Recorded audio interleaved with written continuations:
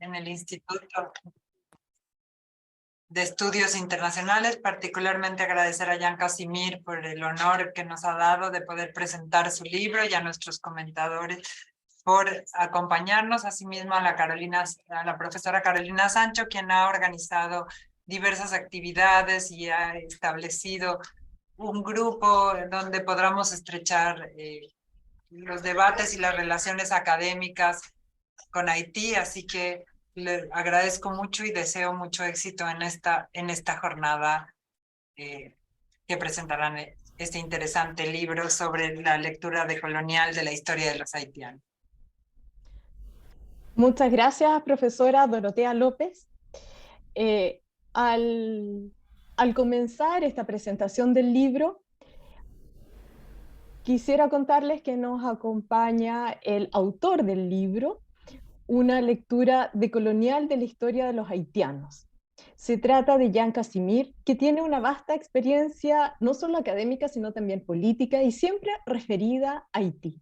Y es por eso que este libro nos permite revisitar la historia haitiana y nos invita a pensar cómo entender Haití, un país que permanentemente está en la agenda internacional, frecuentemente por problemas que tiene, y como comunidad internacional que nos convoca el tema de la solidaridad y la ayuda siempre ante la pregunta ¿cómo ayudar? ¿Cómo colaborar?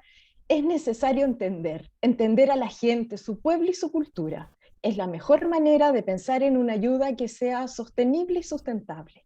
En ese sentido, el libro del profesor Casimir nos da un rico punto de vista, nutrida perspectiva de análisis, y eso simplemente hay que agradecerlo. Y si de agradecimiento se trata, por supuesto, quien ha hecho posible que la versión de este libro esté en español, que es Mercedes Bustamante, de ambos editores. Y para que esto promueva un diálogo a partir del autor y de personas que de una u otra manera se conectan con el tema haitiano y de nuestra región, es que tenemos 3 destacados profesores que van a comentar el libro y hablarán después del profesor Jan Casimir. Para efectos prácticos, quiero presentar a cada uno de ellos ahora al comenzar.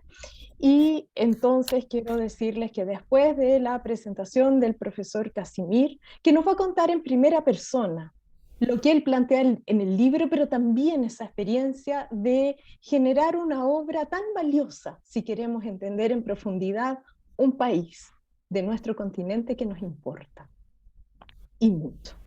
Nos acompañará también en la exposición el profesor Walter Mignolo, que es licenciado en filosofía, tiene el grado académico de doctor y profesor en la Universidad de Duke.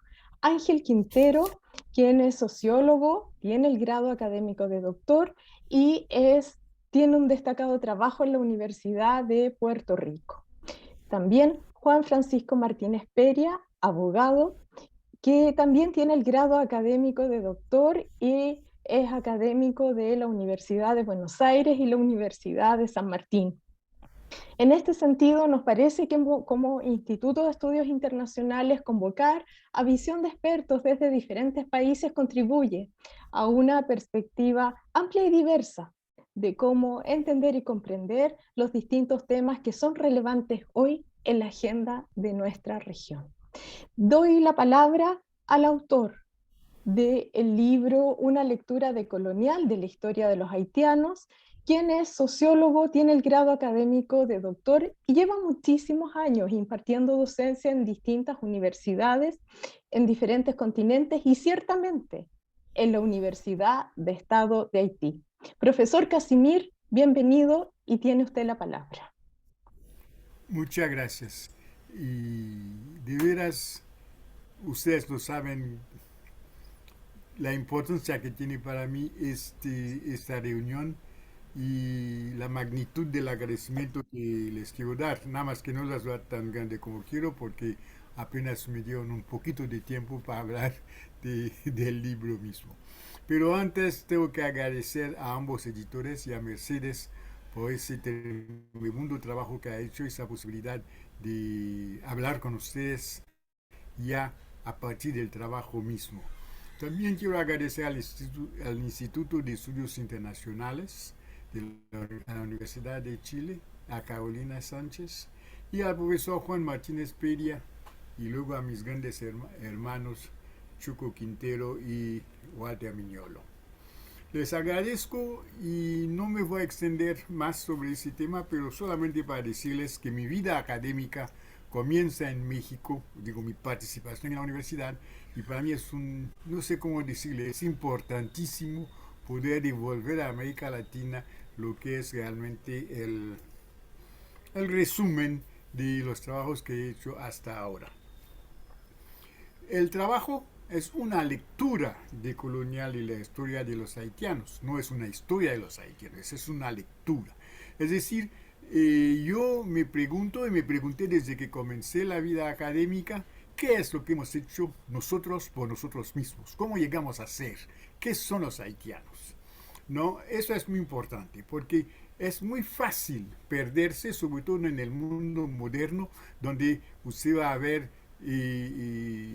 cosas como Haití la primera república negra. Pues yo no sé ni siquiera qué quiere decir esto, la primera república negra. ¿Por qué no sé lo que quiere decir eso? Es que en mi idioma materno la palabra negra no quiere decir lo mismo de lo que quiere decir en francés o en ningún idioma imperial, ¿no? Es otra cosa. Negro quiere decir persona, punto y aparte, porque somos simple y sencillamente todos negros, y etcétera. No me voy a extender sobre esto.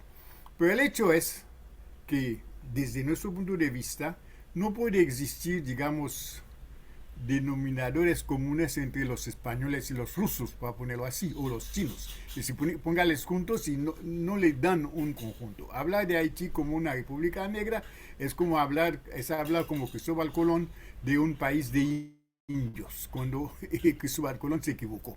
Bueno, entonces lo que va buscando es cómo nacimos como haitianos, qué es lo que hemos hecho para nacer como haitianos. Y voy viendo dentro de una situación tremenda de explotación, cómo la gente tiene que solidarizarse, darse soporte uno a otro y crear una comunidad.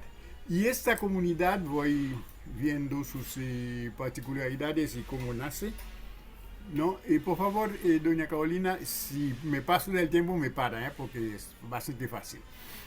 Digo, se crea una comunidad y esa comunidad va creándose a partir de una institución muy específica nuestra que llamamos el LACU.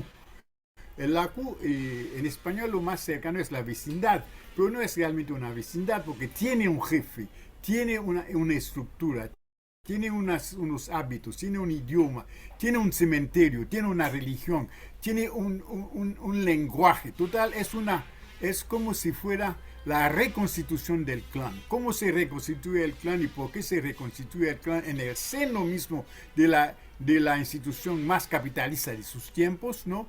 Se reconstituye, ¿no? Uniendo, solidarizándose personas de más o menos 24 diferentes etnias, hablando de diferentes idiomas y todo eso, pero ayudándose unos a otros. Se va a reconstituir la nación a partir de la solidaridad de personas de diferentes etnias que van a dar lo que llamamos haitianos. No existen haitianos en África, tampoco existen jamaicanos o trinitarios o otros. Y esta reconstitución de un grupo frente a situaciones tan extremas como es la esclavitud, no se hace gracias a un lenguaje específico que vienen usando, podemos hablar de eso si gustan, ¿no? Y en ese lenguaje viene a ser el archivo de la nación. Y en ese archivo se encuentra sus valores principales. Y el valor nuestro, el que nos hace específico, es el valor mun, persona. Nosotros somos personas y todo se construye alrededor de esa idea. Todas las personas son personas, diríamos. Parece una tautología, lo que quiere decir no se puede distinguir entre personas y es absolutamente ridículo hablar de personas más o menos importantes. No tiene sentido. Bueno, esta comunidad que va naciendo en el seno de la plantación tiene algunos, tiene ciertas personas que no están muy a gusto dentro de ella y se van a escapar y van a crear lo que llaman cimarrones, ¿no? Llaman cimarrones dentro del mundo dominante. Bueno, esos cimarrones se establecen en montañas, en sociedades pueblerinas más o menos aisladas, pero estas sociedades, cuando llega la independencia de toda la lucha que hemos hecho, van a servir de base para la implementación de la idea que tenemos de economía. Una economía que sirve para satisfacer nuestras necesidades. Pero no es una economía desarticulada. Por el contrario, y ahí viene una persona importantísima dentro de dentro de ese esquema, que es la mujer, la que va a crear, ayudar a una nueva forma de aménagement du territoire, de organización del territorio, uniendo los pueblos a través del mercado interno. Y el mercado interno va a ser lo que va a unir la nación y lo mismo que va a unir, digamos, la manera de pensar y de hablar. Bueno, eso es más o menos una idea grosera, digamos, de la red que permite crear la nación. Pero esa red, para que exista, tiene que enfrentarse al Estado y al orden público. Y el Estado se nos llega, yo diría, desembarca a través de la ciudad, a través del puerto. En el Caribe casi todas las ciudades son puertos. Hay como dos, yo puedo decir de memoria una excepción, que es Santiago de los Caballeros en la República Dominicana. Las demás ciudades son puertos, ciudades-puertos. Puerto de España, Puerto Príncipe, Fort-de-France y Puerto Rico. Podemos seguir, San Juan, ¿no? San Juan, Puerto Rico. Bueno, total, en esa ciudad-puerto, ¿no? Usted tiene una burocracia militarizada, ¿no? Que está ahí para implementar el plan del imperio. Y el plan del imperio, su eje es el comercio exterior. Y este eje, ¿no? El comercio exterior, ¿no?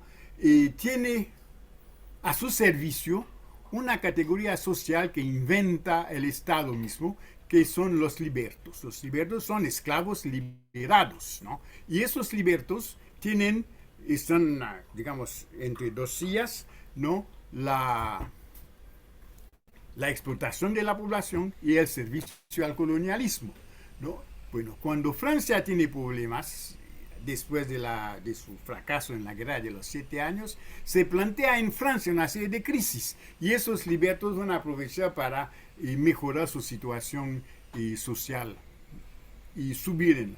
Son ellos que van a robarse, entre comillas. Digo entre comillas porque eso merece matizarse. La idea de la independencia. Y van a dominar, controlar el aparato estatal después de la independencia.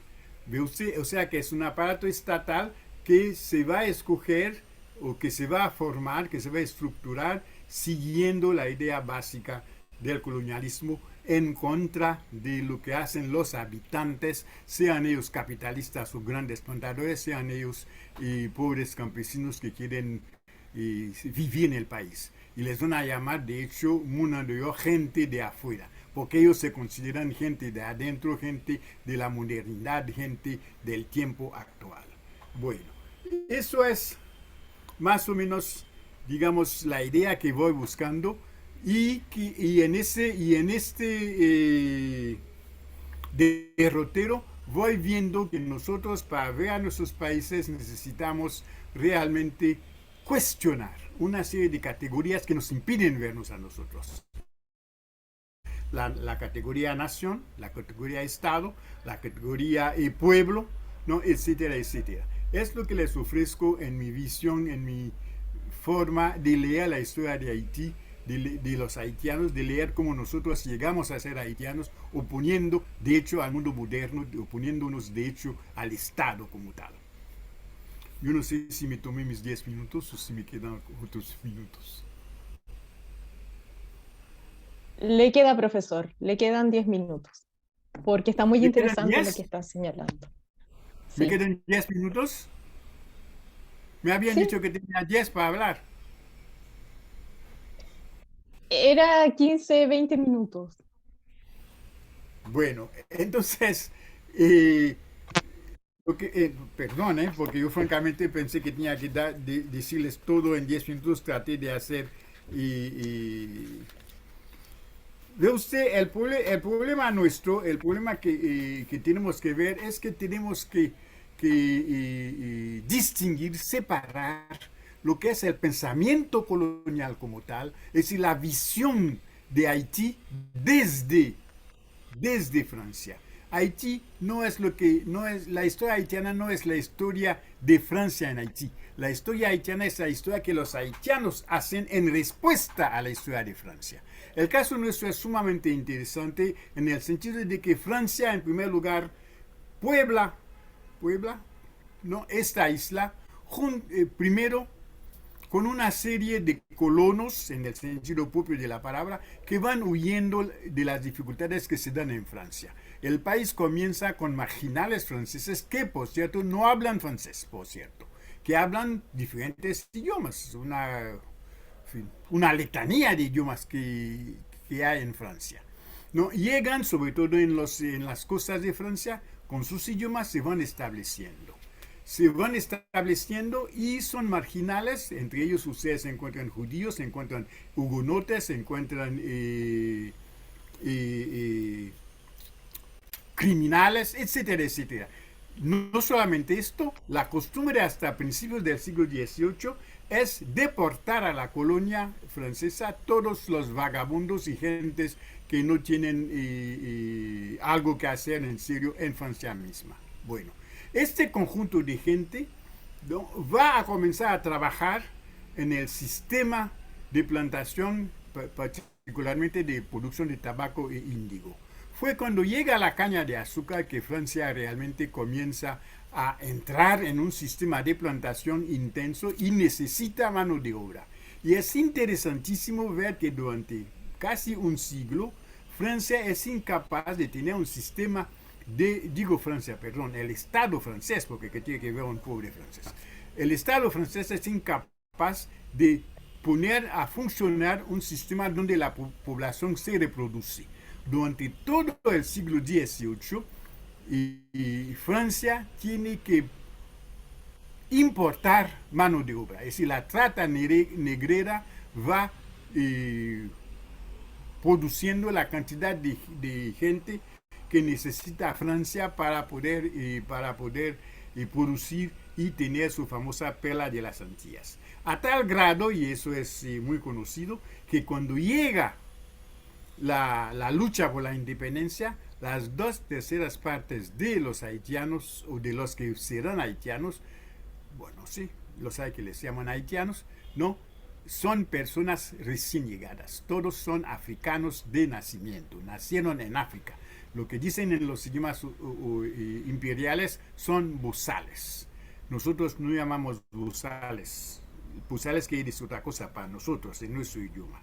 Pero eso quiere decir que Francia nunca llegó realmente a aculturar, a creolizar a los haitianos. De tal manera que una de las cosas que hace que Haití sea tan especial, entre comillas, porque no lo es, pero es que es el único país del cual ustedes oyeron hablar que nace con una población de no criolla. Son todos extranjeros, son todos. Y justamente es muy interesante ver que esos extranjeros, su deseo es ser habitante. No sé si me explico. Quieren habitar el país. En Haití, habitante es lo que la persona que nosotros los urbanos llamamos campesino, ella se llama habitante. ¿Ve usted? Y es interesante notar que los urbanos, particularmente los libertos, ¿no?, les llaman gente de afuera. Son afuera del sistema, existen fuera del sistema moderno.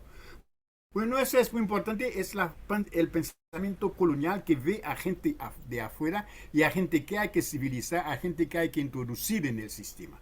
Es una cosa. Pero esa gente cuando viene llegando dispersa, como una masa de individuos que todos son, entre comillas, negros, sin ninguna diferencia, pero llegan, como les dije, de diferentes etnias y tienen sus ideas de sí mismos y están todos sometidos a un sistema de explotación brutal.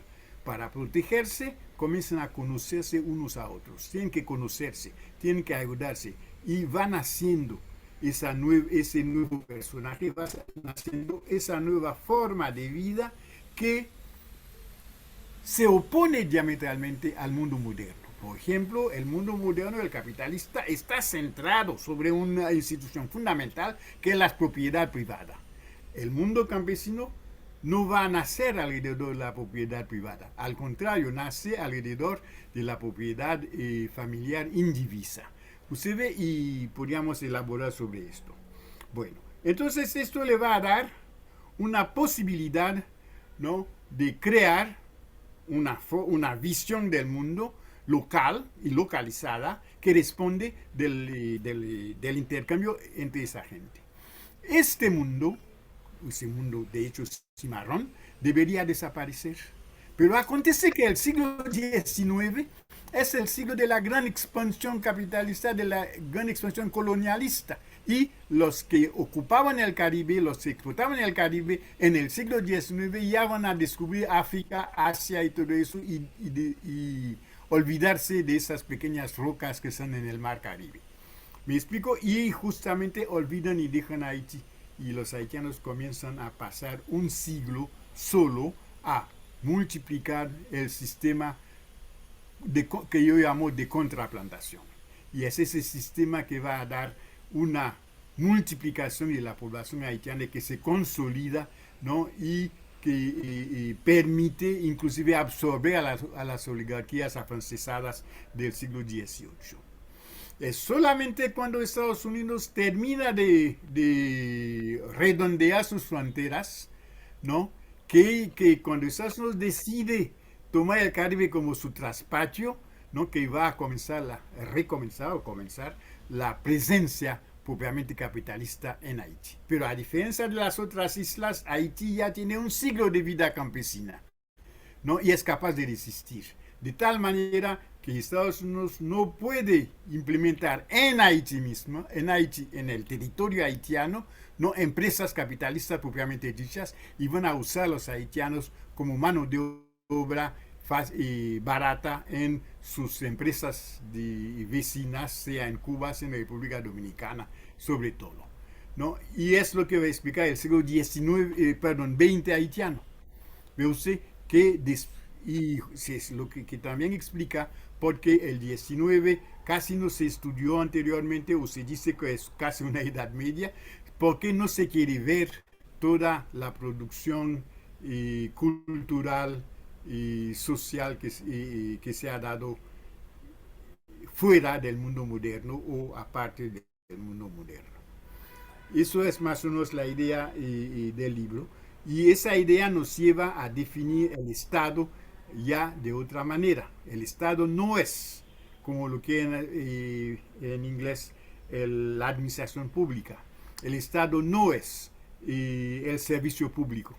El Estado es la concatenación, la forma en que los grupos sociales antagónicos encuentran para poder vivir juntos. Y la administración pública es justamente el sistema de decisión que va a tratar de implementar las órdenes que salen de este acuerdo básico que define al Estado propiamente dicho. El Estado haitiano es un Estado, ¿no?, que necesariamente es antiplantacionista, antirracista, anticolonialista. El gobierno haitiano es capitalista, colonialista y racista. Ve usted, es muy importante ver esas diferencias y para nosotros no podríamos entender o leer decolonialmente la historia de Haití si no llegamos realmente a diferenciar entre Estado y gobierno, lo mismo que entre Estado y nación. Muchas gracias. Creo que eso da una idea del esfuerzo que yo hice. Muchas gracias, profesor Jean Casimir. Agradecemos su breve presentación del libro que ya está a disposición de quien esté interesado en conocer en profundidad este tema. Está a disposición en nuestro país en idioma español. Yo quiero dar la palabra ahora a Juan Francisco Martínez. Como les comentaba, él es abogado y cuenta con el grado de doctor. Es académico de la Universidad de Buenos Aires y la Universidad San Martín en Argentina. Te damos una bienvenida y muy buenas tardes. La palabra es tuya. Hola, buenas tardes. ¿Me escuchan bien? Excelente. Bueno, buenas tardes a todos y a todas. Bueno, es una gran alegría participar de esta presentación de este libro. Muchísimas gracias a los organizadores y las organizadoras. Por supuesto, muchísimas gracias a Mercedes Bustamante por haberme invitado a participar de esta presentación y sobre todo por haberme invitado a escribir el prefacio de la edición en castellano de este libro. Por supuesto, es un enorme honor y estoy muy agradecido a ella y también desde ya a su autor, Jan Casimir, que es realmente una institución en la intelectualidad haitiana y latinoamericana. Para mí es un gigantesco orgullo tanto haber escrito el prefacio como participar de esta presentación con otros colegas tan importantes de América Latina. También agradecerle, bueno, al Instituto de Estudios Internacionales de la Universidad de Chile y bueno, a todos y a todas que están presentes. Sobre todo veo varios compañeros y compañeras que se han hecho presentes. Bueno, yo escribí el prefacio. Yo me dedico a la historia de Haití, para quienes no me conocen, también me dedico a la historia del Caribe, y bueno, yo he escrito un prefacio que voy a repetir algunas palabras que dije ahí y otras que no dije, retomando algunas cosas que comentaba el profesor Casimir. Lo primero y principal es que sobre Haití lamentablemente se habla muy poco. Generalmente Haití no está presente en nuestros medios de comunicación, no está presente en nuestras universidades, y generalmente donde predomina una mirada profundamente eurocéntrica, una mirada profundamente criollocéntrica, y generalmente cuando se habla de Haití es presentando una mirada muy negativa, ¿no? Generalmente se lo presenta como el país más pobre de América Latina, como el país más pobre de Occidente. Hoy por hoy, por ejemplo, en Haití están ocurriendo una gran movilización popular, hay una crisis política, pero hay una enorme movilización popular y en los grandes medios de comunicación no está reflejada. Y cuando está reflejada, generalmente la imagen suele ser muy negativa, ¿no? Eh, y como decía antes, bueno, Haití no suele estar presente en nuestras universidades, en nuestro mundo académico. Lamentablemente la historia de Haití y la riquísima historia intelectual haitiana no es una historia que nosotros conozcamos, ni en el cono sur. Yo estoy hablando de la Argentina, ¿no? Esta presentación es en Chile, pero está para toda América Latina, ni en general en América Latina. Y eso es muy lamentable, ¿no? Obviamente hay algo que me parece importante subrayar, es que esto no ocurre solamente con Haití, pero el caso de Haití es particularmente preocupante por la riquísima historia política, social y cultural haitiana, ¿no? Haití tiene el honor de haber sido la primera y única revolución de esclavizados y esclavizadas que triunfó en la historia de la humanidad, de haber sido la primera independencia de América Latina y de haber sido la única de las revoluciones de la época del mundo atlántico que verdaderamente buscó una genuina universalización de los derechos humanos. Y además, bueno, tuvo una activa y enorme colaboración con el proceso de independencia hispanoamericano, cobijando a muchos exiliados de Venezuela y de Nueva Granada, y particularmente ayudando a Simón Bolívar en 2 expediciones que él hizo, con armas, tropas y dinero, a cambio de un pacto en el que hace Alexandre Pétion con Simón Bolívar, proponiéndole que a cambio de ese pacto y de esa ayuda, Simón Bolívar promoviera la abolición de la esclavitud. O sea, que decía que Haití tiene una historia muy rica en términos políticos por su revolución, pero también en términos culturales, ¿no? Haití ha sido escenario de una riquísima tradición intelectual, entre las cuales merece destacarse uno de los pioneros del pensamiento crítico latinoamericano y caribeño, que es Jean-Louis Bastei, el cual el profesor Jan Casimir cita profusamente en su obra y creo que continúa su legado.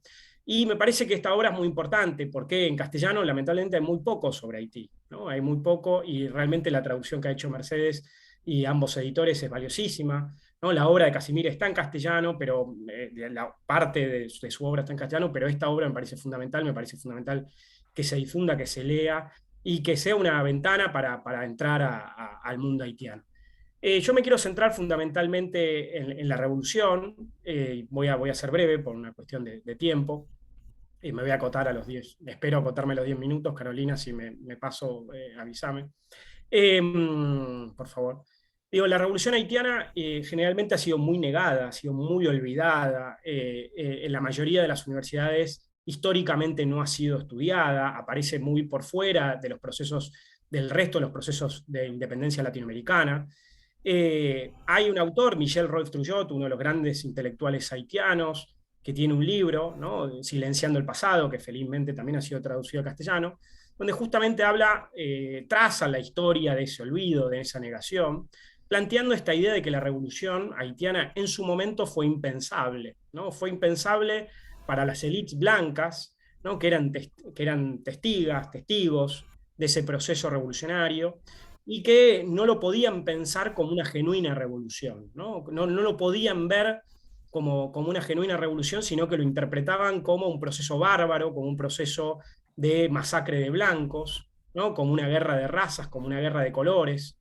Yo he estudiado en profundidad la influencia de Haití en Venezuela y Colombia en la época de la independencia, y he llegado a encontrar, por ejemplo, una fuente, una fuente que está en el archivo, que se refiere sobre todo a Santo Domingo, ¿no? de un enviado del capitán general de Santo Domingo a Sandomán, donde ese enviado le escribe al capitán general y le dice que parece que esa revolución de 1791, de agosto de 1791, fue instigada, fue protagonizada por blancos tiznados, o sea, blancos pintados de negro. Es tal la imposibilidad de pensar la revolución que hay que pensar que fueron blancos quienes la orquestaron, ¿no?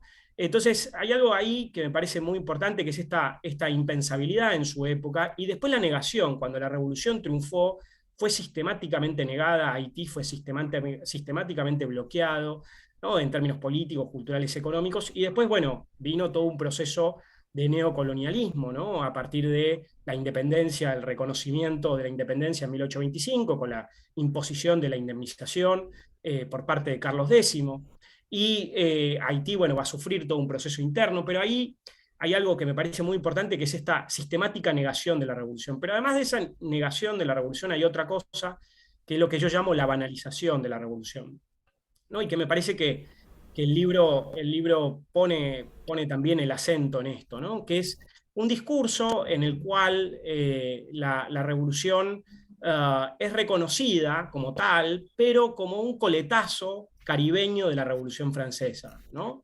Eso lo podemos ver en múltiples obras, tal vez en una de las más importantes sería la obra de Eric Hobsbawm, ¿no? La era de las revoluciones, donde él habla muy poco de la revolución haitiana, apenas la menciona, pero la ve como un capítulo, ¿no? Más de la influencia de la revolución francesa en el Caribe, ¿no? Esta lectura es una lectura más sutil que la de la negación, que la del olvido, pero es muy grave, ¿no? Es realmente muy preocupante. Y una de las cosas que es más preocupante es que hubo intelectuales haitianos que construyeron, digamos, esa interpretación, ¿no? Me parece que justamente Jean Casimir en su obra va planteando esa tensión en cómo se va construyendo el Estado versus la nación, ¿no? Cómo esa revolución está tensionada entre los sectores cimarrones y ciertos sectores criollos, ¿no? Y cómo ese proceso, esa tensión, deriva en un proceso de traición de lo más emancipatorio de la revolución, ¿no? Y la construcción de una continuidad entre un Estado colonial y un Estado neocolonial, ¿no? Y ese relato de banalización es lo que va a ir construyendo tanto parte de la intelectualidad europea como parte de la intelectualidad más afrancesada, más neocolonizada, que Jean Price Mars va a criticar en su importantísimo libro de 1928, Así habló el tío, ¿no? Que va a denunciar justamente ese neocolonialismo cultural, ese afán de blanqueamiento, que va a ser uno de los motivos por los cuales después Haití va a también ser ocupado posteriormente por Estados Unidos, ¿no? Entonces me parece que justamente esta lectura decolonial de la historia de los haitianos nos abre a una lectura crítica de la revolución, una lectura crítica de la historia popular de Haití, poniendo el protagonismo justamente en el pueblo haitiano, ¿no? Que me parece fundamental para discutir tanto con el olvido como con la versión banalizadora de la revolución, esa lectura más criollocéntrica, afrancesada. Y me parece que hay algo muy importante, que esto no solamente es válido para Haití, digamos. Me parece que el libro que nos propone Casimir es fantástico para meternos de lleno en una historia que generalmente en América Latina nosotros desconocemos, ¿no? Y además quiero subrayar algo que es muy importante, que hoy por hoy en el mundo angloparlante hay un renacimiento por el interés en la historia de la Revolución Haitiana. Mejor dicho que un renacimiento, hay un nacimiento. En las últimas décadas ha habido un creciente interés en la academia angloparlante y particularmente norteamericana por la Revolución Haitiana. También ha habido obras en el mundo francoparlante. En el mundo hispanoamericano es menor. Hay autores muy importantes, como, por nombrar a alguien, Alejandro Gómez, ¿no? Que también ha hecho importantes, aportes muy valiosos. Pero lamentablemente los autores haitianos muchas veces no trascienden, digamos, ¿no? por las lógicas de la geopolítica de la colonialidad del saber, ¿no? Lamentablemente los propios intelectuales haitianos no trascienden sus fronteras, es muy difícil para nosotros acceder a esas obras, ¿no? Que en Haití se publican, pero que no llegan al resto de América Latina muchas veces, ¿no? Así como algo que se publica en la Argentina muchas veces no llega ni a Chile, o algo que se publica en Uruguay no llega de Uruguay a Buenos Aires. O sea, esto es una problemática mayor. Entonces, celebro muchísimo que la obra de Jean Casimir pueda difundirse en el mundo hispanoparlante y particularmente en América Latina, me parece fundamental. Y yo lo que quería decir es que más allá de abrirnos una ventana, más que una ventana, una gran puerta, un portal muy relevante para pensar críticamente y de forma decolonial la historia haitiana y particularmente la historia de la revolución y de la etapa postcolonial y las dificultades del siglo XIX, y que eso nos permite repensar lo que pasa hoy en Haití, ¿no? y evitar caer en estas ideas de una mirada colonial, simplificadora y racista de la actualidad haitiana. También nos permite pensar en nuevas coordenadas nuestra propia realidad latinoamericana, porque lo que ocurre en Haití, y el propio Jean Casimir, el profesor lo decía en su exposición, no es tan diferente al resto de América Latina. Quiero decir, obviamente que Haití tiene sus grandes particularidades, para bien, sobre todo para bien, pero también para mal, digamos, las dificultades que ha tenido han sido muy grandes. Y como decía Eduardo Galeano, a Haití, luego de la revolución, le cae una maldición blanca y nunca le han perdonado la revolución, pero tiene también similitudes. Esta lógica de un Estado que lleva adelante un colonialismo interno, este racismo estructural, ¿no? Estas lógicas de intervenciones neocoloniales, obviamente se puede también generalizar para el Caribe, para otras partes del Caribe, con sus particularidades, pero también para otras partes de nuestra región, ¿no? Entonces, me parece que la metodología, la metodología decolonial que él propone, la lectura decolonial que él propone, desde ya nos puede servir como instrumento para pensar el resto de la región, en diálogo también con Haití. Me parece que hay algo muy importante que antes hablaba, ¿no? De esta solidaridad con Haití, y esa solidaridad con Haití no puede ser una solidaridad paternalista, sino que tiene que ser una solidaridad de sur a sur y de iguales, y eso tiene que pasar por un conocimiento muy grande de la historia y de la cultura haitiana, pero también entendiendo que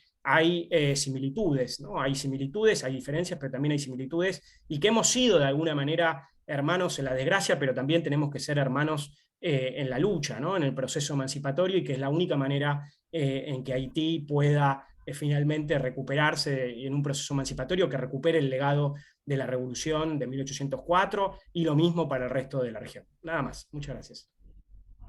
Muchas gracias, Juan Francisco, por los interesantes elementos que destacas de la obra de Jean Casimir. Y continuando con estos comentarios de la obra, quisiera dar la palabra a Walter Mignolo. Él es licenciado en Filosofía, cuenta con el grado de doctor y se desempeña como académico en la Universidad de Duke. Por favor, profesor Walter Mignolo, bienvenido, tiene usted la palabra.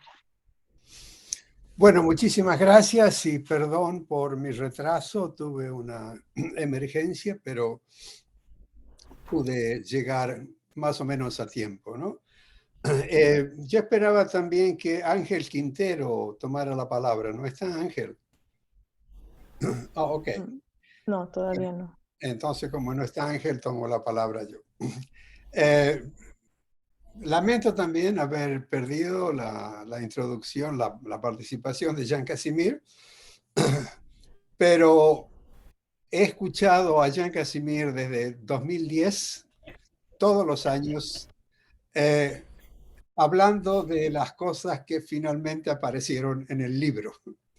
Entonces, para mí, escribir el prefacio a la edición francesa fue relativamente fácil. Fue relativamente fácil porque ya tenía incorporado no solamente escucharlo en sus clases, sino escucharlo en el desayuno, en el almuerzo, en conversaciones. Entonces, la obra que me parece fundamental la tenía muy adentro cuando escribí el prefacio, ¿no? Lo segundo que quiero decir es que la presentación de Javier fue la presentación anterior. Martínez Perla. Juan Francisco. Juan Francisco. Entonces, voy a dialogar con esta presentación en un par de cosas que se han dicho. Primero, el contexto. Me pareció muy interesante escuchar a Juan Francisco contextualizar esta obra, la historia decolonial de los haitianos, para América Latina. Porque el prefacio que yo escribí era para otro contexto. Primero porque era la edición francesa y estaba más bien dirigida a lectores y lectoras del francés, no haitianos, porque haitianos ya conocen muy bien a Jean y yo no tenía nada que decirle a las y los haitianos de lo que significaba esta historia, ¿no? Entonces el contexto era otro, era Europa, pero también era Estados Unidos, puesto que los departamentos de francés son muy conocidos, en fin, son muy amplios y la mayoría de estos departamentos desde hace, no sé, quizás 10, 15 años, han incorporado la francofonía, cosa que antes la francofonía era para los departamentos que estaban dirigidos fundamentalmente por franceses o especialistas americanos en Francia, la francofonía no contaba. La francofonía era una cosa del tercer mundo. Era cosa del Caribe, era cosa de África, quizá un poco de Vietnam, pero ya Vietnam el francés ya pasó a segundo plano, ¿no? Entonces mi introducción fue para esos lectores y fundamentalmente para lectores interesados en la decolonialidad. Esto me pareció también un toque muy importante en el argumento de Casimir, ¿no? Esto en cuanto al contexto, ¿no? Segundo, yo diría que yo destaco mucho también en el prefacio varias cosas que relacionan el relato o lo que dice Jean Casimir con el decir. Uno de eso es cuando él dice, si me preguntan por qué he escrito esta obra, la respuesta que él da a su propia pregunta no es para mejorar la historiografía, no es para introducir algo en la historiografía. No, lo que motiva lo que motiva esta historia en mi lectura es simplemente la vida. Conocemos para vivir y no simplemente por el hecho de conocer y para transformar las disciplinas. Las disciplinas se nos están haciendo un poco cada vez menos necesarias, sobre todo en el sentido en que lo dice Lewis Gordon en su artículo La decadencia disciplinaria. La decadencia disciplinaria está caracterizada por el hecho de que scholars, los y las académicas, se pelean entre ellos y entre ellas y se olvidan, ¿no es cierto?, de la función fundamental que tiene el conocer para el vivir. Esto me parece que es una contribución fundamental, ¿no? La relación entre lo dicho y el decir, o en los términos que yo uso, lo enunciado y la enunciación. Y decolonialmente prestamos más atención a la enunciación que lo enunciado. Sin duda, para llegar a la enunciación necesitamos pasar por el enunciado. Pero la pregunta fundamental ahí es: ¿quién está diciendo esto? ¿Por qué lo está diciendo? ¿Para qué lo está diciendo? Y después viene el cómo lo está diciendo. El cómo es al final.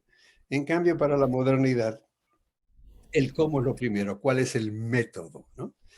Esto me parece que en el trabajo de Jean Casimir la cuestión es no tanto el método como el pensamiento.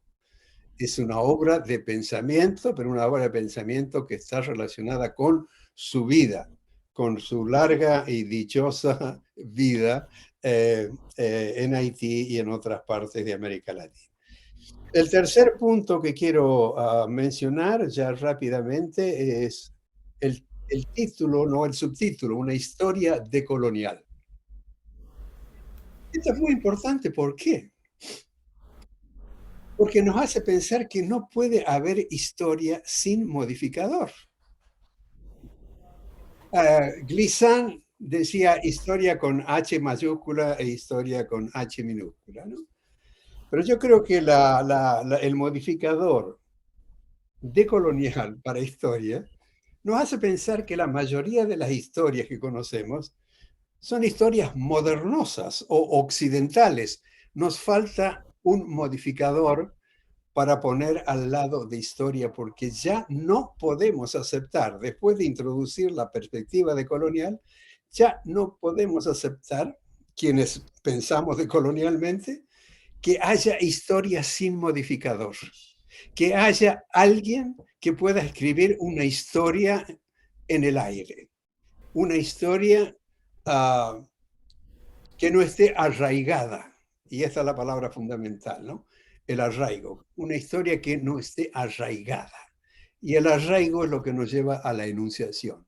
En cambio, si ponemos el acento en el enunciado, nos vamos por las nubes y vienen todos los conflictos de interpretaciones, y que esta interpretación es mejor y que la otra es peor, y que el señor este se equivocó y que la señora esta no supo leer, etcétera, etcétera. Esas son las disciplinas, ¿no? Entonces la mirada decolonial cambia, hace más que un giro, hace un vuelco, un pachacuti en la manera de pensar, y en la manera de pensar que las disciplinas nos disciplinan, que es lo fundamental. No le prestamos atención al hecho de que las disciplinas son lo que dicen, nos disciplinan, nos hace pensar de acuerdo a ciertos carriles. Y cuando pensamos decolonialmente, desobedecemos a estas reglas, ¿no? El cuarto punto que quiero mencionar también está en diálogo con lo que dijo Juan. Estoy de acuerdo, ¿no? Es decir, primero vinieron las interpretaciones, cómo los negros se van a liberar, ¿no? Esta es una cuestión, primero, que los blancos tienen que darle la libertad a los negros, ¿no? Esta es la más estándar, digamos así, las historias donde la enunciación es la enunciación de la blanquitud.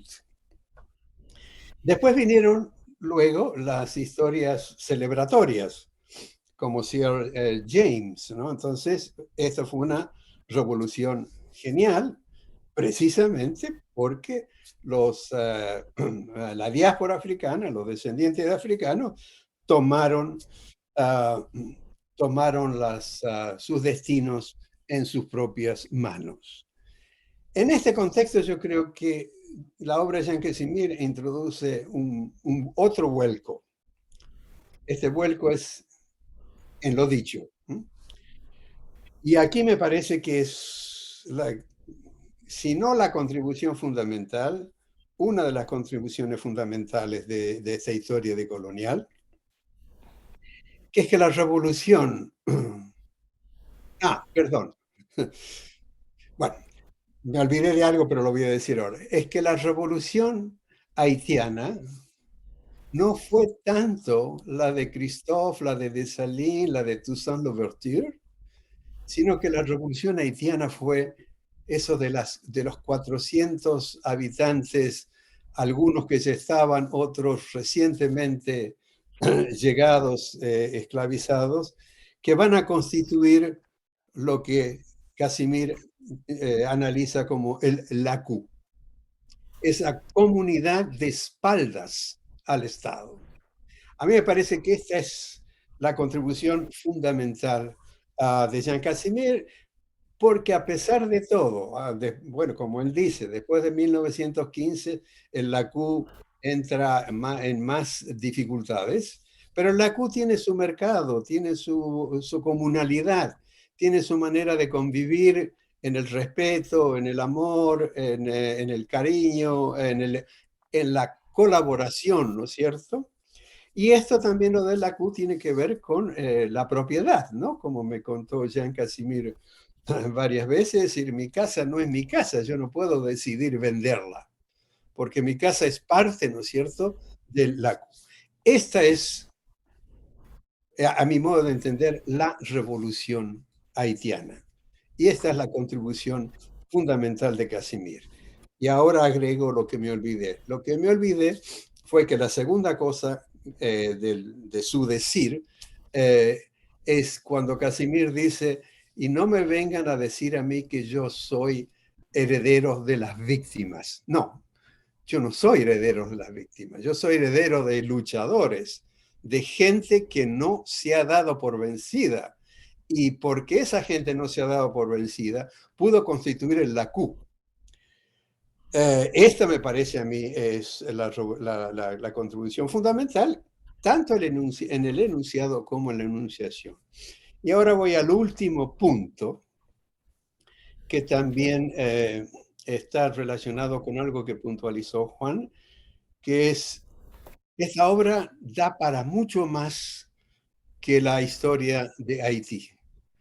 Nos abre perspectiva. Yo no hablé de esto en mi prefacio porque no venía al caso en la obra de Haití, en la historia de Haití, pero ya que tengo esta oportunidad, gracias por brindarme esta oportunidad, pues la pongo sobre la mesa, ¿no? Y lo que está en cuestión en la obra de Haití es el Estado, es el gobierno también, como Casimir muestra, ¿no? Los compromisos de Toussaint, pues le fue mal a Toussaint, ¿no? Es decir, Napoleón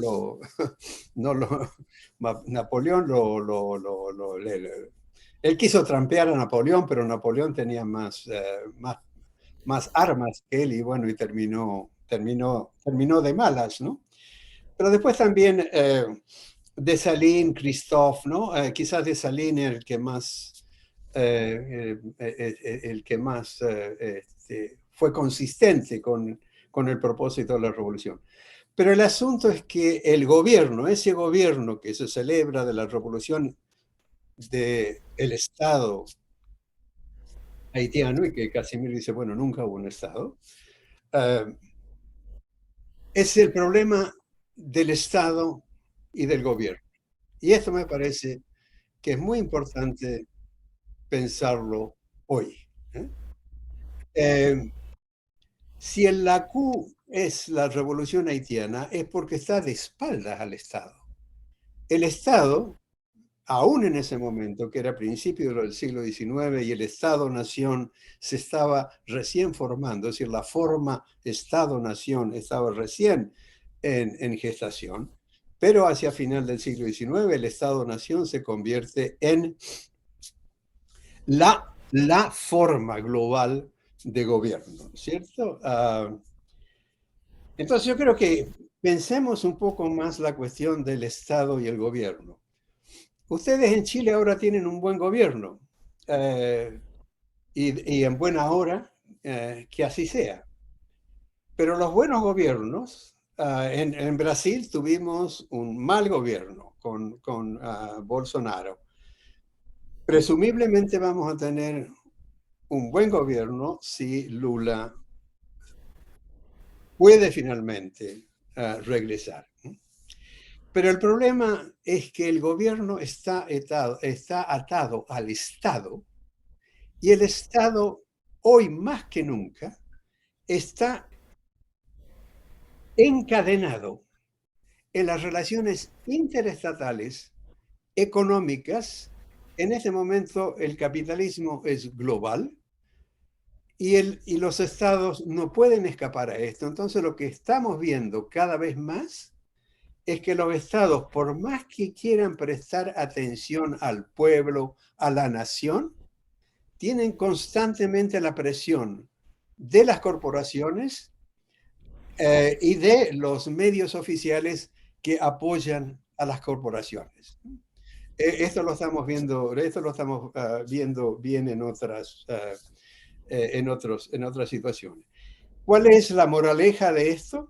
La moraleja de esto es que hoy por hoy estamos viendo alrededor del planeta una fuerte toma de conciencia de lo que podemos llamar el pueblo o la nación. Es decir, la gente que se está dando cuenta que el Estado ya no está ahí para ayudar, colaborar, a hacer de la esfera pública una esfera dichosa, digamos así, una esfera donde se trabaje y haya gozo, ¿no? Entonces lo que vemos es que la esfera pública está viciada con el odio. Y cada vez más esto lo vemos, ¿no? Y por eso mismo, a pesar de todo eso, estamos viendo, no tengo tiempo de dar ejemplo, pero estamos viendo un crecimiento en América Latina, en África, en el sur de Asia, en ciertos sectores de Asia Central. Un renacer de la gente. Renacer de la gente tanto, digamos así, en actividades que para nosotros desconocidas, como la vía campesina o los zapatistas, o las mujeres de Rojava, que están desarrollando genealogía, que es una manera de autoorganización de las mujeres, pero también un autoconocimiento, un conocer que ya no depende de la ciencia, sino que depende de la necesidad del vivir de las mujeres. Esto se está dando en muchas partes del mundo, ¿no? Profesor, estamos en el tiempo. Ok, entonces termino aquí. Y por otro lado estamos viendo las respuestas estatales al intento de Occidente de neoliberalizar el planeta. Y eso lo estamos viendo en Ucrania, eso lo estamos viendo en Irán y eso lo estamos viendo con China. Y esto tiene que, bueno, en fin, no tengo tiempo para elaborar, pero yo creo que nos hace pensar a Haití, Jean Casimir, las relaciones entre la esfera pública que se está levantando y los estados que están respondiendo y desobedeciendo a la OTAN bueno, a la OTAN, a la Unión Europea y a Estados Unidos. Este es un tema general. Muchas gracias, profesor. Agradecemos su intervención y quisiéramos dar un espacio si los asistentes quieren hacer preguntas al profesor Jean Casimir.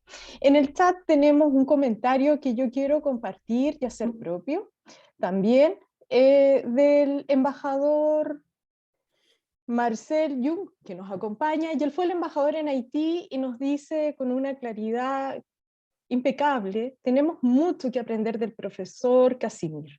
Esta instancia contribuye muchísimo a poder darnos el lujo de una reflexión informada, tal como lo decía el expositor Juan Francisco Martínez, que al comentar el libro nos dice: tenemos escaso conocimiento, hay poca bibliografía, hay que decir cuando hablamos en español. El profesor Mignolo también nos da una perspectiva muy interesante que nos ayuda a ir entendiendo mejor lo que es la historia de Haití más allá de un conocimiento que tenemos algo superficial del tema. En ese sentido también quiero leer una pregunta que nos ha formulado a través del chat y se agradece si pudieran hacer sus preguntas a través del chat.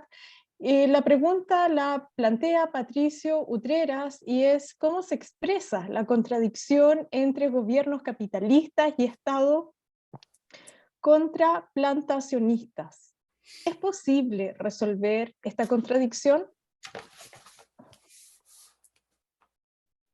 Perdón, yo parece que parece que hubo un entendimiento equivocado de parte mía por la hora, porque yo entré 10 minutos antes de lo que para mí son las 6. Y parece que y ahora veo todo el mundo hablado y todo. Entonces, A ver, vamos a aclarar a nuestros asistentes para introducir lo que estamos observando. claro, Este panel contaba esta presentación con 3 expositores. por eso se 3 supone que comentaristas fuera del libro, uno. aparte del profesor Casimir, y el profesor Ángel Quintero confundió la hora y está entrando ahora. Me parece muy valioso que nos acompañe, aunque ya estemos cerrando el evento, y entonces yo le propongo si pudiera sintetizar las ideas que Claro. quisiera compartir en no más de 8 minutos. No, perfecto. Yo, como no sé lo que han dicho los demás, pues voy a ser bien breve. Y es que muchas veces se examina, digamos, falta estudiar el pueblo, digamos. Y personas, estudiosos se acercan a estudiar el pueblo. Pero muy distinto eso a lo que hace Jean Casimir, que es estudiar desde el pueblo. Es decir, cuando se estudia desde el pueblo, se estudia todo lo que está pasando en Haití y eso, pero desde esa perspectiva. Eso es lo primero que quiero, ¿verdad?, aclarar, la importancia de la perspectiva desde donde hace sus análisis Casimir. Lo segundo es que el libro es sumamente importante. Además, me uno ¿verdad?, las expresiones que sí pude oír parte, ¿verdad?, del colega anterior.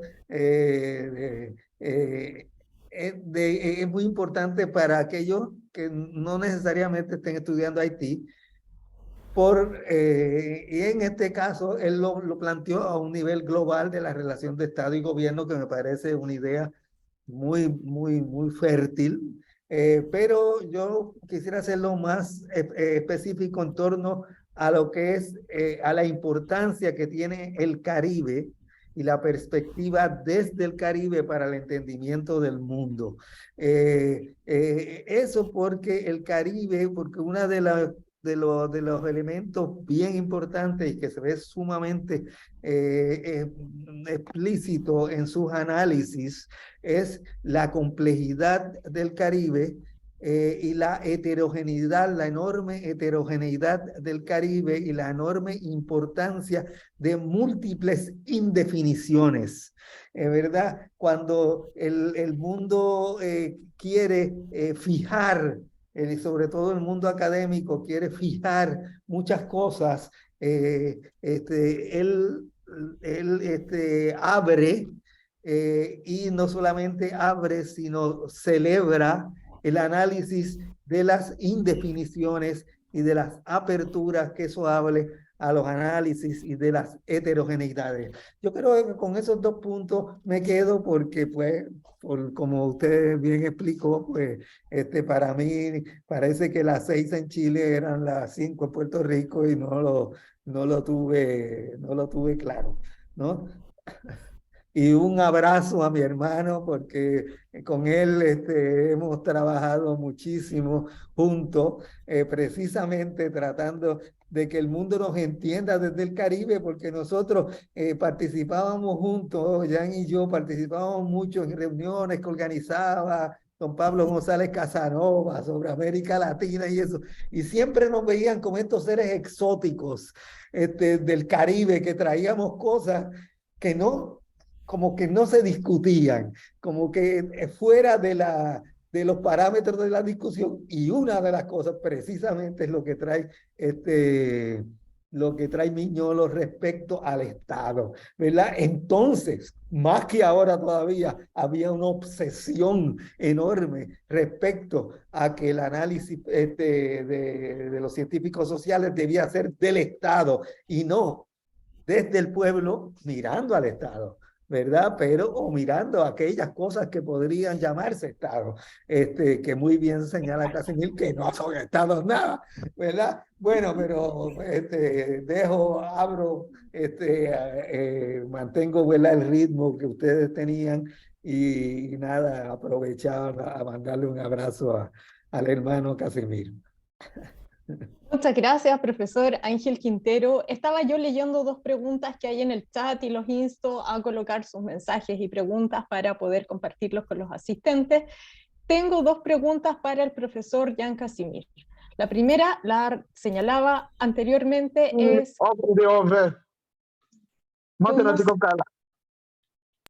Perdón. Ok.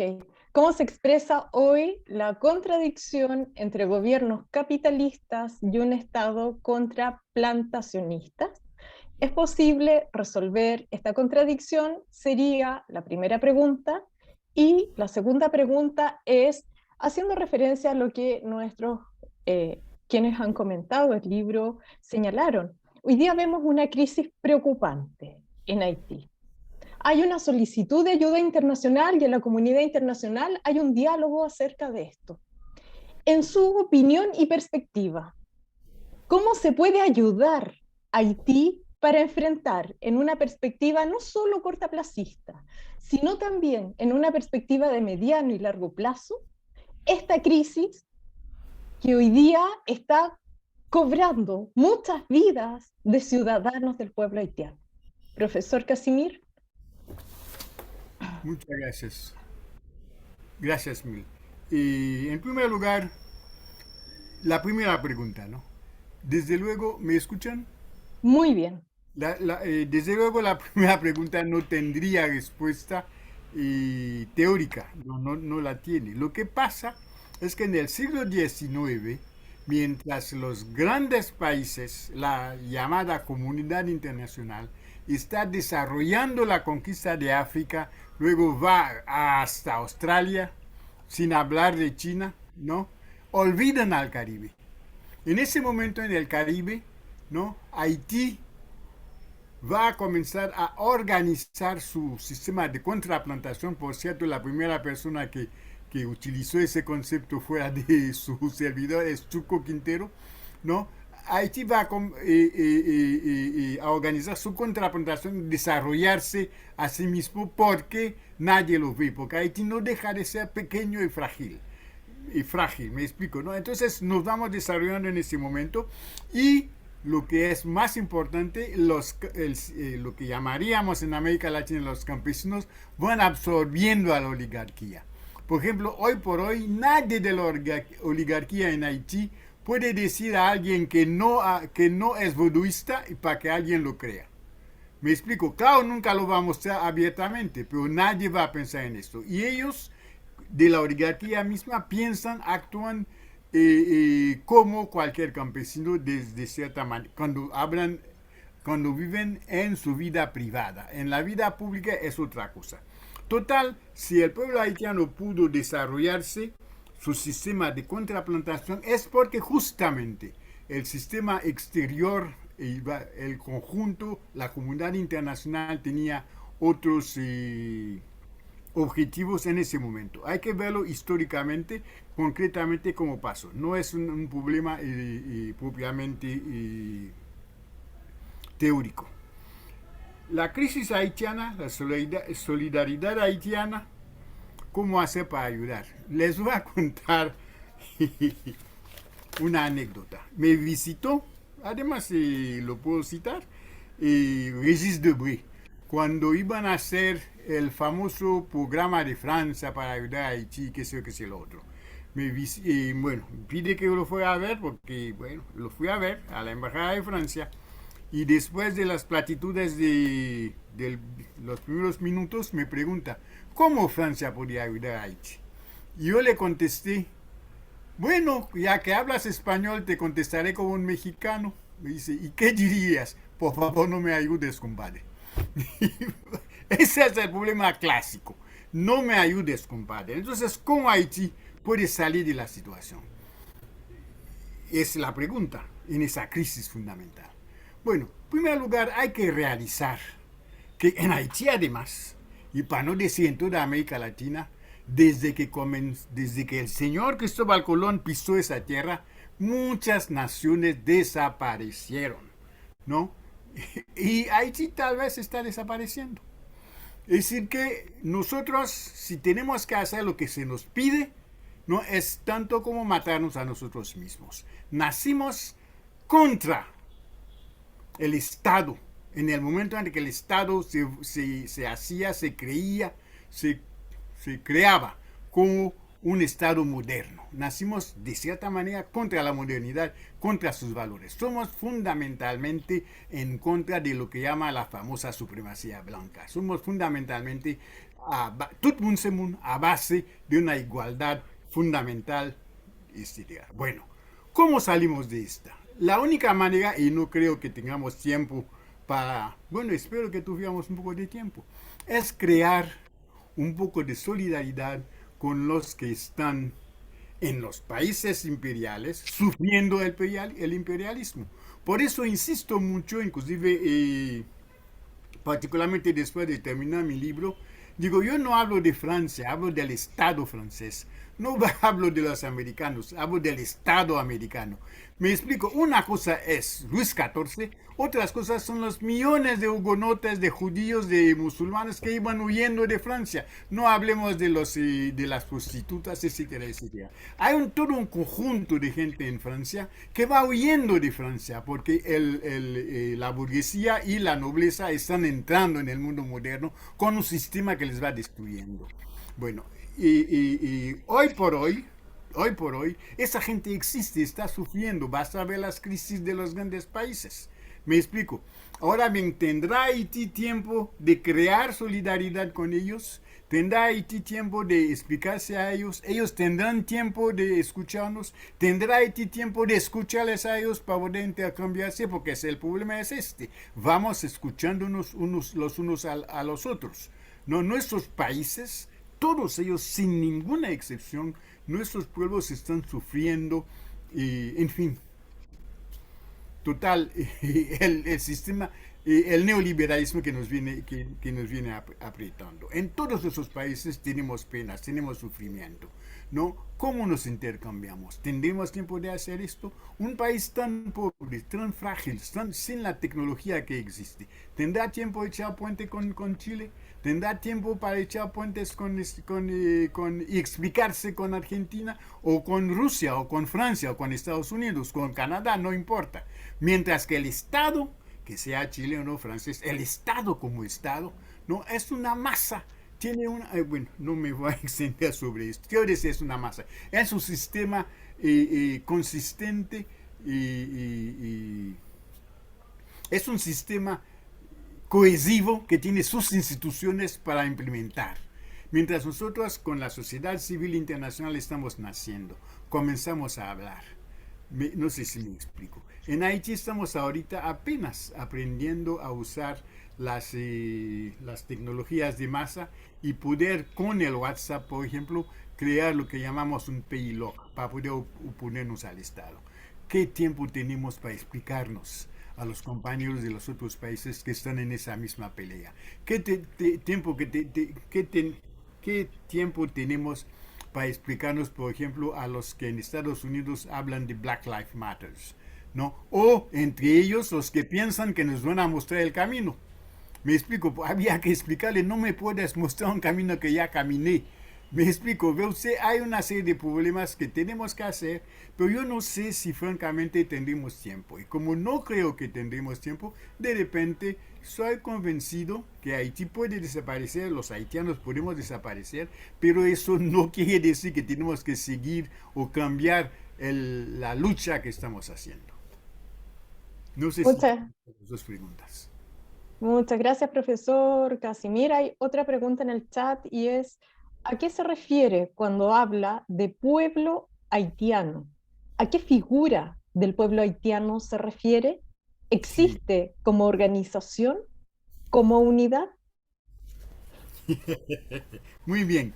Yo creo que la pregunta es sumamente importante y les voy a decir cómo la resuelvo, porque yo no sé, yo no la resuelvo para el mundo, la resuelvo en mi caso. Yo comienzo, a, como les dije, trato de ver cómo nace la nación haitiana. Y luego, en mi esfuerzo para encontrar cómo puede nacer, como viene de una masa de gente que ni siquiera el poder dominante permitía reunirse, querían desagregarla para que sea una masa homogénea, ¿no? Por eso les dicen son todos negros, cuando ellos eran Ashanti, Congo, Zulu, qué sé yo. Bueno, voy viendo cómo nace la nación. Y de repente, en ese estudio, voy encontrándome con una definición de Dussel. ¿Qué es el pueblo? Es la nación con su voluntad de vivir. Es decir, encuentro esa gente que se está uniéndose, que se está haciendo masa, que se está inventándose, ¿no? Entiendo, voy viendo en ese movimiento una voluntad de imponerse, una voluntad de instrumentar su soberanía. Y voy viendo esa nación cuando se va volviendo soberano, convertirse en pueblo. Entonces, preguntarme si existe como un lugar donde se encuentra, yo digo sí, en el idioma, en el pensamiento.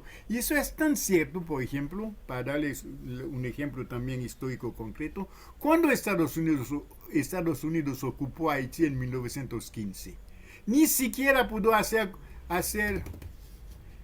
en fin, hacer confianza, ni siquiera pudo dar confianza, no es la forma, ni siquiera se podía confiar en la oligarquía haitiana porque ella estaba ya participando de la cultura haitiana y tuvo que importar en Haití una oligarquía nueva. No solamente de que venía la mayoría de ellos del Levante, ¿no? Eran sirio-libaneses muchos de ellos, pero también de Jamaica, de Trinidad, de Barbados, de muchas zonas vecinas, pero de sus oligarquías ellas. Eran gente que no tenían ni la más, ni podían imaginarse lo que era la historia haitiana. Y son ellos que justamente dan lo que los americanos hoy por hoy llaman el MRE, Most Repugnant Elite. Es una élite que no tiene ninguna raíz en Haití.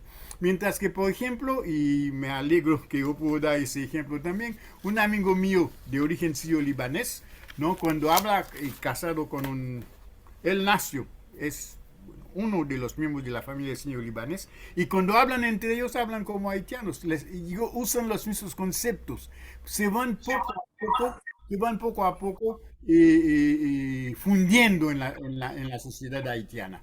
¿Ve usted?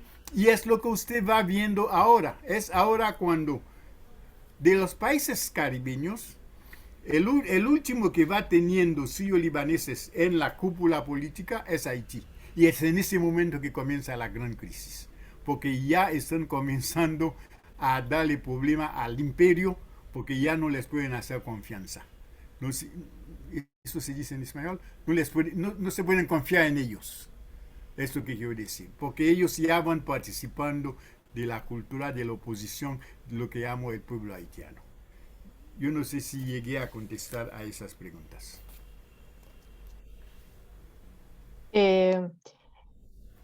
Sí, totalmente ha respondido. Una última pregunta que aparece en el chat es al profesor Casimir. ¿Podría entregarnos la definición de nación? Eso sí, yo creo que lo robé de Walter Mignolo, los que son del mismo nacimiento. Es decir, los que nacen, nación viene de nacer, los que nacen, los que son, sí, de un nacimiento común. ¿Cómo nace esto? Porque otra vez vamos viéndolo históricamente. Tenemos gente, como les digo, de varias etnias que se encuentran en una empresa agroindustrial que llaman plantación, una empresa esclavista. esa gente ni siquiera habla su idioma. Inclusive traen consigo una serie de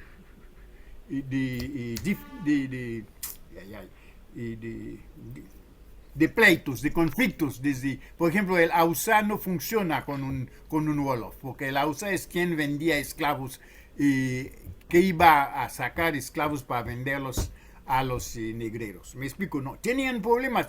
Sin embargo, cuando se encuentran en la plantación bajo el esfuerzo, bajo el yugo del plantador, ¿no? Del slave driver, del comandante de esclavos, ¿no? Ellos tienen que ayudarse unos a los otros, van descubriéndose como personas. Y es justamente donde van haciendo la palabra mun, la palabra persona. Y hay más, en Haití no se puede distinguir un blanco de un negro, porque un blanco pobre, ¿no? Pues es una persona y no se distingue, no se ve. No solamente esto, el idioma, el creol que hablamos, no es un idioma que los franceses hicieron y nosotros los metimos, y como éramos la inmensa mayoría, a medida que nos volvíamos la mayoría, nos vamos apoderando del idioma. Me explico, pues es una invención más bien de los marginales franceses. Es decir, quienes socializaban a los primeros esclavos eran marginales franceses. Ahora bien, mientras la trata negrera iba tomando esclavos africanos para venir a trabajar en las plantaciones, en Francia se deportaba a todos los pobres, y la gente que no tenía profesión se les mandaba a la colonia a trabajar. Me explico, y cuando uno va viendo la historia del pueblo, o de los pobres o de los marginales de principios del siglo XVIII, inclusive había una ley que penalizaba a las plantaciones que aceptaban entre ellos a blancos desconocidos. Es decir, al blanco, no sé si me explico. Es decir, que el Estado trataba el blanco, el petit blanc que llamamos, como un negro. Y justamente ahorita, para volver a la idea que mencionaba Chuco, no, usted va viendo, por ejemplo, en el caso de Puerto Rico, la cantidad de polizontes que van huyendo de España, ¿no? Y hay una serie de cosas al respecto que se van olvidando. La gente no se da cuenta de que toda Europa y toda América Latina, de hecho, se pobló con gente que venía huyendo de Europa. Es decir, ¿por qué cree usted que un italiano va a ir a Brasil que no conoce? O a Argentina. Porque en Italia, francamente, cualquier otra cosa es mejor que como vivía. Eso sí, no se nos describen, ¿no? Pero cuando la persona llega de África con sus cadenas y que se encuentra con ese pobre, y que los dos están en una sola zona cimarrona, ¿no? Pelean juntos y no van pensando que uno es blanco o negro. ¿Me explico? En fin, yo no creo, ¿no?, que haya tanta dificultad si se ve desde ese punto de vista, cómo van haciendo la nación, cómo van erosionándose los conflictos que divide a la gente cuando esa gente se encuentra bajo la misma presión del sistema externo, donde se le impide vivir su vida y todo eso. Lo que es importante tomar es que desde este grupo, para que exista y sobreviva y que pueda haber al día siguiente, para eso, esa gente tiene que verse con una soberanía personal y crear su soberanía comunitaria, como decía Walter Miñola hace un momento. La comunidad aparece como un grupo soberano que decide de sus normas y decide imponerlas. En el momento en que pelea para imponerlas, aparece como pueblo. Gracias, profesor Casimir. Esta es la última ronda de preguntas y comentarios. En ese sentido, entonces, quiero leer un par de preguntas. Las voy a leer todas y pediría si usted pudiera responderlas en forma sintética. La primera es, en esta lectura de Colonial, quisiera preguntarle si está de acuerdo con que se hable de que República Dominicana se independizó de Haití, colocando a este país dentro de un horizonte colonialista. La segunda pregunta es, si lo que une es la lengua, ¿qué papel juega la diáspora haitiana en la situación haitiana? Muchos ya no hablan su lengua, el creol. También comparto el comentario de Henry, que reconoce que Haití tiene un momento complicado en este momento, que sus reflexiones son un aporte y recomienda un libro anterior que usted ha publicado, La cultura oprimida. Finalmente, Cecilia nos dice que ella está hablando desde el Gualmapu, desde la frontera colonial de Argentina, en donde cohabitan más de 36 naciones originarias preexistentes al moderno Estado-nación. Los primeros en resistir la colonización fueron los haitianos y los últimos en resistir la frontera colonial fue el pueblo-nación mapuche.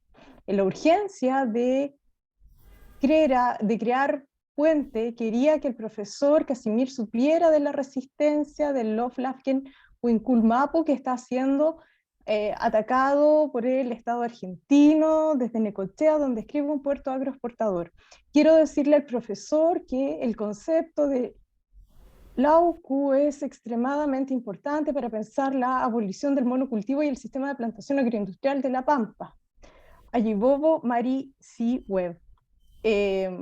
Es el comentario, la reflexión que comparte Cecilia, y Aida Romer agradece su trabajo y le manda también muchos saludos.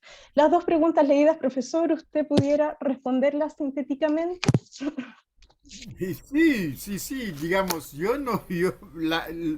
si pienso que la República Dominicana se independizó de Haití o no, es absolutamente irrelevante lo que pienso. Es importante lo que piensan los dominicanos. Es decir, Chiapas se independizó de Guatemala junto a México. Cuando Panamá nació, se independizó de Colombia. Yo no sé. Si eso hay que verlo en la historia, cómo lo viven, ¿no? Y ellos tienen que resolver ese problema. Yo no puedo resolver ese problema. Inclusive, por lo poco que yo sí sé, en los documentos de la época se hablaba de la separación. En los documentos que yo sí leí, los dominicanos, los que se llaman dominicanos ahorita, participaron en la conspiración para tumbar a Boyer. Lo que yo sí sé es que ciertos profesores dominicanos, no me acuerdo del primer nombre, pero no hablan que soñamos juntos, ellos y nosotros. Lo que yo sí sé es que ellos y nosotros estamos de veras debajo de tremenda presión de los Estados Unidos y de la comunidad internacional en general, ¿no? Pero yo no sé si se independizaron o no de Haití. Yo no sé. Digo, para mí eso es irrelevante, y honestamente. ¿Qué lengua hablamos? La diáspora. Bueno, en primer lugar, la lengua es, como digo, nuestro archivo. Pero tenemos que adaptarnos a las circunstancias en que tenemos que vivir. Y el problema y la característica del haitiano, de hecho, bueno, por lo menos del haitiano, ¿no? Es que independientemente de las circunstancias en que vives, ¿no? Tú tienes que superarlas. Y aquí aprovecho la oportunidad para citar el famoso libro de mi hermano Chuco Quintero, Sabor, Poder y Salsa. En ese libro, Chuco va diciendo que sentado con nuestro hermano, que en paz descanse, Gerard Pierre Charles, en una reunión absolutamente aburrida, ¿no? Gerard se acerca de Chuco Quintero y le dice: óyeme, ¿cuándo van a escribir un libro sobre la contribución caribeña a la alegría en el mundo? No hay una zona en el mundo donde la gente sufrió más que el Caribe, donde la gente se esclavizó y tuvo que esclavizarse en un pedazo de tiempo más pequeño, tuvo que ser esclavizada en un pedazo de tiempo bastante reducido, como las fueron estrujando. No obstante, como hace notar, aquí está presente Chuco, búsquese una música que no sea caribeña, que sea el jazz, que sea el calipso, que sea la merengue, que sea la salsa, que sea todas las músicas del tango, todas nacen del Caribe. A pesar de nuestro sufrimiento, tenemos que superarlo. Lo mismo pasa con esa lengua. Llegamos con esa lengua y tenemos que superarlo. Y así, ustedes tienen una mayoría de haitianos que va hablando el español, saliendo en República Dominicana o en Cuba. Los hay que van hablando inglés y los hay que van totalmente olvidando el creol. No hay problema. Eso se transmite, se va y se cambia y adelanta. Si pregunta a Jean Casimir su opinión sobre el problema del idioma, una cosa es el idioma en la escuela, lo que se enseña en Haití, otra cosa es el idioma que se habla y que se vive, ¿no? Y los haitianos que son anglófonos, ¿no?, que viven en Estados Unidos, van conservando algunas tradiciones, pero se van volviendo y van viviendo como los americanos, y yo no veo ningún problema, aunque sí se consiguen haitianos. Es el mismo problema que vamos viendo y observando en el caso de la nación judía que se encuentra en muchos países del mundo. Váyase a decir a un haitiano que desde el siglo XVIII está viviendo en Cuba, que es cubano y no haitiano. Le contesta que es haitiano, porque no concibe que no sea haitiano. Haití se vuelve una nación, una etnia para esa gente. Aunque sí, estas personas viven en Cuba, nacen en Cuba, se educaron en Cuba y se llaman descendientes de sus músicos, pero son haitianos, sin embargo son también cubanos, porque para este grupo que nació en Cuba de ascendencia haitiana, continúa la haitianidad de su manera, de acuerdo con sus circunstancias locales. Por eso esas preguntas solamente se pueden contestar viendo las circunstancias locales en que la gente se va desarrollando. Muchas gracias, profesor Jean Casimir.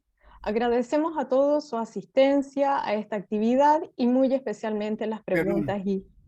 ¿Sí? Disculpa, sí, yo quería decir una cosa muy especial por los mapuches. Digo, son mi adoración, ¿no? Y sé de ellos, sé de su lucha, sé de su defensa de su cultura y de su vida, lo mismo del grupo que está allá trabajando. Disculpa. Gracias, profesor Jean Casimir.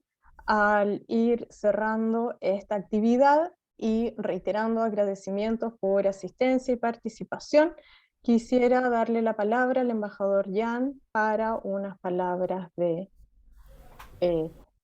Antes de darle la palabra, embajador, quiero contarles que este libro está disponible, las distintas obras del profesor Casimir están disponibles en Chile, en la librería del GAM.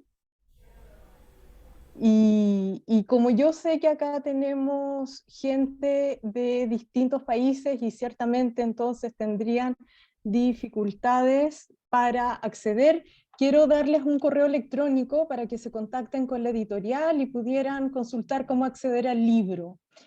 Ambos editores@gmail.com. Si ustedes están interesados en el libro, no pueden comprarlo en Chile y además que esa librería está en Santiago, yo creo que lo mejor es que se contacten directamente con la editorial para ver qué posibilidades de tener el texto hay. Habiendo dicho esto, entonces doy la palabra para una reflexión final del embajador Marcel Yungo. Sí, muchas gracias. Qué honor más grande escucharlo, profesor Casimir.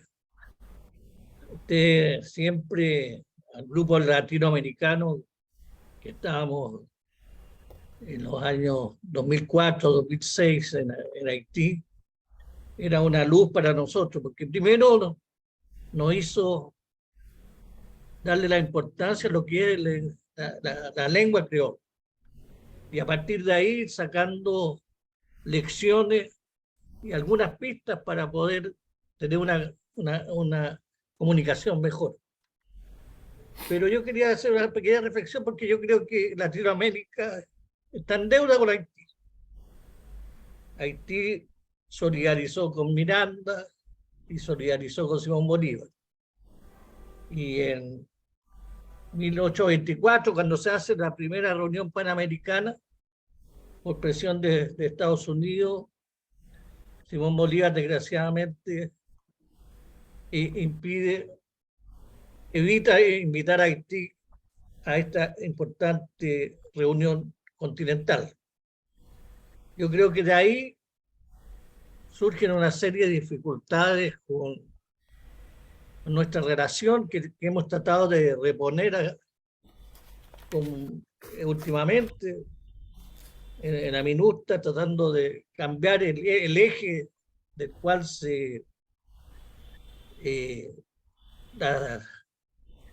las Naciones Unidas le daba la cooperación con Haití, y no lo logramos. Y es claro lo que usted le dijo a Régis Debray: déjenos, si quieren ayudarnos, no nos ayuden. Pero de todas maneras existe la solidaridad, y creo que tenemos que reparar ese daño que ocurrió en 1824. Y acá, por ejemplo, en la nueva diáspora haitiana que está recorriendo América Latina y especialmente en Chile, hay muchos jóvenes que quieren colaborar y poder acercarse, crear redes con Haití. Entregaron su aporte, pero no saben cómo hacerlo. Y yo quisiera ver si el profesor los puede acoger, puede hacer reuniones de repente con Zoom para poder organizar una solidaridad de los haitianos con Haití. Muchas gracias. Yo creo que este libro es muy importante. Felicito a los editores. Creo que va a ayudar mucho a entender mejor la realidad de Haití y salir de ese concepto neocolonialista que domina a Naciones Unidas hasta hoy día. Muchas gracias, profesor. Gracias, embajador. Gracias por lo que dijo. Y para contestar a su pregunta, yo les diré que yo creo que ya van 3 reuniones en Zoom que hago con los haitianos de los batalles dominicanos, ¿no? Ellos se organizan, me llaman, y no solamente a mí, a otros profesores supongo yo, pero sí nos vemos y me inundan de preguntas. A veces hacemos reuniones interminables donde van preguntándome cosas que no, porque ellos no tienen clase de historia de Haití, por ejemplo. ¿Me explico? ¿No? Y son más, disculpe la expresión, más viejos, pero no viejos. Están más tiempo fuera del país que la migración haitiana en Chile, ¿no? Entonces están más apartados y vienen con un mundo de preguntas, y hago lo que puedo para contestar y también ponerles en contacto con otros compañeros haitianos que con mucho gusto. Es una de las ventajas del Zoom, es lo que yo decía, estamos aprendiendo a usar esa nueva tecnología, Zoom, WhatsApp y qué sé yo, y estoy a las órdenes. Ya, muy bien. Voy a pedir al Instituto de la Universidad de Chile que nos ayude. Gracias. Es mi placer, embajador. Vamos dando término a esta actividad. Ha sido muy grato poder conversar esta tarde sobre un tema que importa desde muchas perspectivas y lugares del mundo. Esperamos que sigan participando en las actividades que organiza el Instituto de Estudios Internacionales y verlos prontamente en otra actividad que preparemos. Les invitamos a ver la página web del instituto. Ahí pueden ver el detalle de las actividades programadas para este mes y durante el mes de enero. Muy buen descanso a todos. Muchas gracias a los expositores, al profesor Casimir y a Mercedes Bustamante. Muchas gracias. Muchas gracias. Gracias, Walter. Gracias, Mercedes.